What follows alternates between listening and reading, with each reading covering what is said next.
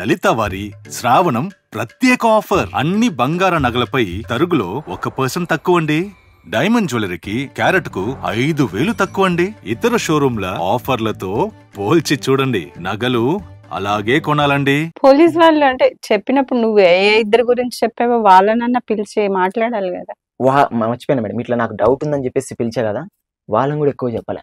ఇప్పుడు మళ్ళా నన్నే టార్గెట్ చేశాడు. ఇప్పుడు టాపిక్ డైవర్ట్ చేశాడు, 80% ఇతడే అని చెప్పేసి చాలా ఇబ్బంది. నువ్వు అక్కడే కూర్చొని ఉన్నావు కదా, పోనీ నువ్వు అవి తీసుకొని బయటకు వెళ్తే అన్నా వేరే ఎక్కడన్నా పెట్టావు అనుకోవచ్చు. ప్లస్ మేడం అక్కడ తిరిగే వాళ్ళందరూ టోటల్ గా అప్ స్టోర్ వెళ్ళడం, బాత్రూమ్ వెళ్ళడం అలా చేశారు.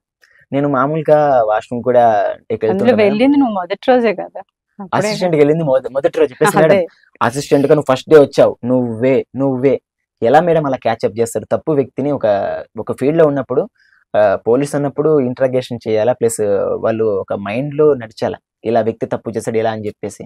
దానికి మాత్రం నేను అన్సాటిస్ఫైడ్ మేడం. అసలు వాళ్ళు కొంచెం వ్యక్తిని క్యాచ్అప్ చేసింటే నేను సాటిస్ఫాక్షన్ అయ్యాను మేడం. ఏంటి నేను సజెషన్ ఇచ్చా, నేను కనుక్కొని చెప్పా అని చెప్పి సాటిస్ఫాక్షన్ అయ్యేవాడిని. కానీ నన్నే ఇన్వాల్వ్ చేసేసరికి ఏమో అప్పటికి కూడా ఏడవలేదు మేడం.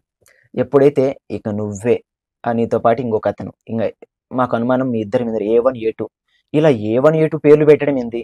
ఏ రోజు ఈవెన్ మేడం నేను ఇంత స్ట్రగుల్ అయ్యా కదా, ఒకరి మీద నింద వేయడం కానీ ఏదన్నా తప్పు విషయం కానీ, నాకన్నా చిన్న ఏజ్లు కూడా చాలా మంది పొలిటీషియన్ అడుగు పెట్టారు. కానీ ఏ విషయంలో కూడా ఈవెన్ మా మేనమామ కూడా కానిస్టేబులే, ఆయన పర్పస్ మీద కూడా ఆయన కోసమైనా కానీ పొలిటీషియన్కి అడుగు పెట్టలేదు. ఎందుకంటే నాకు ఇష్టం లేదు మేడం, అక్కడికి వెళ్ళకూడదు అని ఒక టార్గెట్ నాకు అని చెప్పేసి అక్కడికి వెళ్ళలేదు కదా. ఎప్పుడైతే పొలిటీషియన్కి నువ్వు రావాలి అని చెప్పేసరికి ఏ రోజు అడుగు పెట్టాల నేను, నన్ను మీరు లాగుతున్నారు. సరే సార్, ఎందుకంటే తప్పు ఒప్పు తెలుసుకోవాలి కాబట్టి, మేబీ లాస్ట్ నేనే ఉన్నా కాబట్టి రూమ్లో, మీరు తెలుసుకోవాలి కాబట్టి వస్తా సార్ అని చెప్పేసి అనుకుంటే, అప్పుడు ఆన్ ద స్పాట్ ఒకరు మీరు అడగండి సార్ని కూడా అని చెప్పేసి అడిగితే, యాక్టర్ ఉన్నాడు కదా, సార్ని కూడా అడగండి అంటే, సార్ని కూడా అడగండి మేమే లాస్ట్ వెళ్ళింది అప్పుడు మొబైల్ లేదంటే, సార్ని లాగుతావా, ఆయనకున్న ఎక్స్పీరియన్స్ ఎంత, ఆయన సంపాదించే లక్షలు ఎంత అంటే మాటని డైవర్ట్ చేసి తప్పు పట్టడానికేనా తిట్టారు. కానీ అంటే చుట్టూ ఉన్న జనాలు నేను పట్టించుకోను, ఒక చెత్తతో సమానం మేడం. ఎందుకంటే ఎవరికి రాని సమస్యలు నాకున్నాయి కాబట్టి జనాల గురించి ఆలోచిస్తే నేను ముందుకెళ్ళడం మర్చిపోతా. అందుకనేసి అక్కడ కూడా ధైర్యంగానే ఉన్నా. ఎప్పుడైతే ఇంకా వ్యాను గీను అందరు చుట్టూ అంటే సెట్ అంటే మేడం దాదాపు జనాలు ఉంటారు, ఫోకస్ మొత్తం నా మీద రావడమైంది, ఎంతో మంచిగా వెళ్ళడమైంది. ప్లస్ మేడం ఇదంతా జరుగుతుంది కదా, ఒక నార్మల్ వ్యక్తి కాదు. ఇప్పుడు నేను సోషల్ మీడియాలో పాపులర్ కాదు, ఏం కాదు, చెత్త. అక్క కోసం స్ట్రగుల్ అవుతున్నా, ఆ పాపకు ఎంత స్ట్రగుల్ అవుతున్నాను, ఆమె కోసం నేను ఇక్కడ కష్టపడుతున్నా. చూడండి ఈ వీడియోస్ ద్వారానే కానీ నా క్యారెక్టర్ మీకు తెలియజేస్తా అని చెప్పేసి చెప్తంటే, నువ్వు ఎవరైతే నాకేంట్రా, అయ్యో మీరు ఎప్పుడైనా ఇంట్రాగేషన్ చేస్తే మరి ఆ వ్యక్తి ఎలాంటి వ్యక్తి అని తెలుసుకుంటారు కదా మేడం. ఆ వీడియోస్ వల్ల ఆ వ్యక్తి క్యారెక్టర్ ఏందో పలాందని చెప్పేసి ఈజీగా లాగేస్తారు ఎవరైనా. అలాంటి చూస్తే ఎవర్రా నువ్వు అని చెప్పేసి దేకరు, ఎవరు నాకు సంబంధం లేదు, వీడియో లేదు అలా చెప్పారు. ఇంకా ఫోకస్ మొత్తం నన్ను యాక్టర్లు అందరూ ఫోకస్ చేసి లాస్ట్ గా ఇంకా అందరు ఏదో నింద నేనని చెప్పేసరికి ఇంకా ఎమోషన్ అయిపోయా. అక్క కోసం నాకు లైఫ్ మీదనే హోప్ లేదు. అలాంటి వ్యక్తిని ఈ ఫీల్డ్ లోకి వస్తే ఒక యాక్టర్ అయితే కొంచెం అమౌంట్ వస్తుంది, ఆ అమౌంట్ తో మా అక్క మెడిసిన్ తీసుకోవచ్చు అని చెప్పేసి అదే ఆలోచన పదే. అలాంటి అబ్బాయిని మీరు ఇలా ఇన్వాల్వ్ చేయడం నాకు ఏమాత్రం నచ్చలే.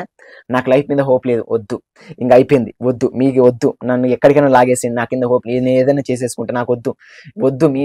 ఇంత నింద వేసిన తర్వాత అసలు ఒక మంచి విషయాలు చెప్పినా కూడా ఇలా ఇన్వాల్వ్ చేయొచ్చా అని చెప్పేసి వాళ్ళ ద్వారా తెలుసుకున్నా మేడం. ఈ ఫీల్డ్ అలాంటిది మేడం, జరుగుతూనే ఉంటాయి చాలా ఇటువంటి సంఘటనలు. పేషెన్సీగా ఉందాం, మరి ఇంకా ఎన్ని వస్తాయో చూద్దాం. చూడు మేడం, మరి ఈ ఫీల్డ్ కి రావడం అంటే ఇంకా జూనియర్ ఆర్టిస్టులకు మొత్తం ఈ వీడియో మంచిగా వెళ్ళిపోద్ది.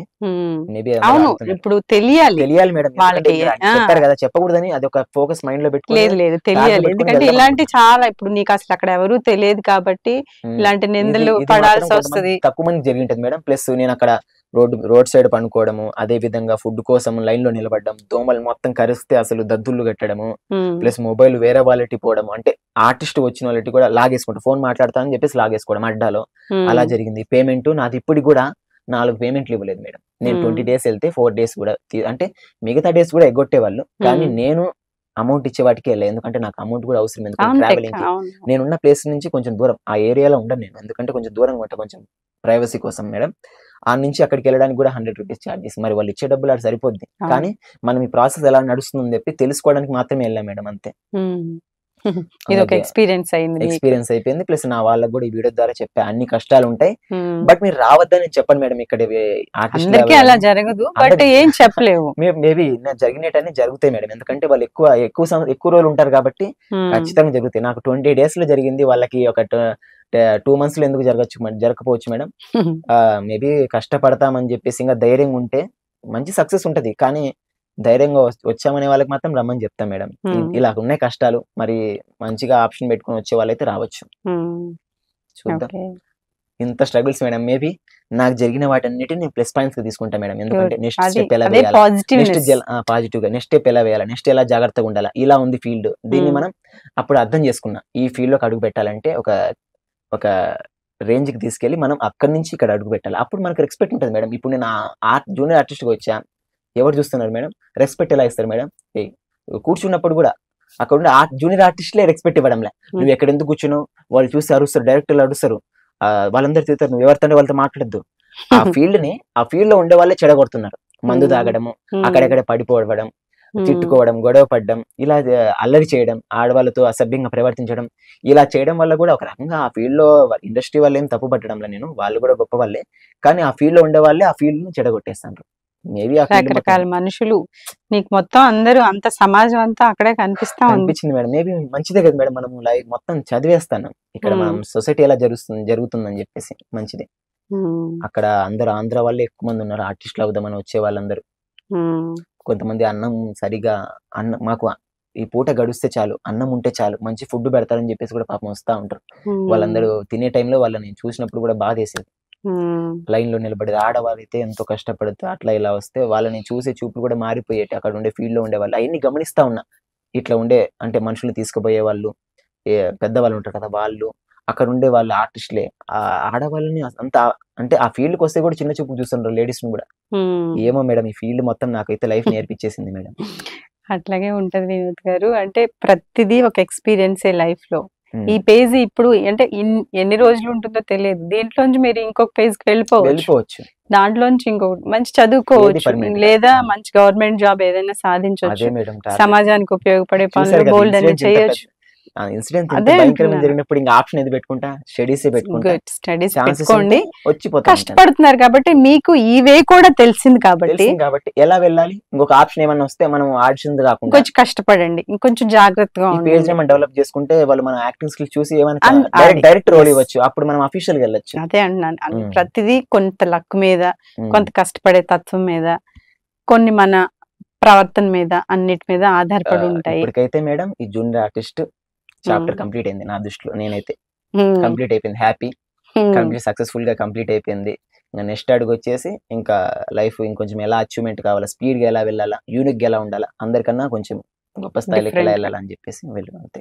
గుడ్, స్టడీస్ అయితే కంటిన్యూ చేయండి, నా ఒపీనియన్ అయితే అది. ఎందుకంటే అక్కని అంత చదివించడానికి ట్రై చేశారు, అక్క కూడా అంత చదువుకోవడానికి ట్రై చేసింది, మీ మేనమామలంతా కూడా అంటే చిన్న ఫ్యామిలీ నుంచి కూడా చదువు ఇంపార్టెన్స్ తెలుసుకొని చదువుకోవడానికి చాలా వాళ్ళందరూ ప్రయత్నం చేశారు, మీ కుటుంబ సభ్యులందరూ కూడా.